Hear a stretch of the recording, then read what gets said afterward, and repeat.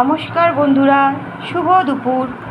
আজকে আমাদের দুপুরের রেসিপিতে চিকেন করা হয়েছে, অর্থাৎ আলু আর চিকেন দিয়ে ঝোল করেছি, চিকেনের ঝোল। তার সাথে আছে কলমি শাক ভাজা, আমড়ার চাটনি আর আলুর চোখা। আর মেন রেসিপি ভাত তো থাকবেই।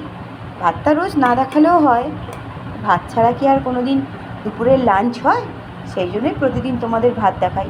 আমরা বাঙালি, মানে ভেতো বাঙালি, ভাত ছাড়া কিছু ভাবতেই পারি না।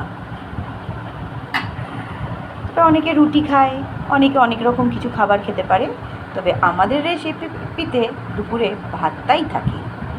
তাহলে চলো আর একবার তাহলে ডিভিশন করে নিই। আজকের রেসিপিতে কী কী আছে: কলমি শাক ভাজা, আলুর চোখা, আলু দিয়ে চিকেনের ঝোল মানে মাংসের ঝোল, আর আমড়ার চাটনি। এই হলো আমার দুপুরের রেসিপি। তোমাদের ভালো লাগলে লাইক কমেন্ট শেয়ার করতে কিন্তু ভুলো না।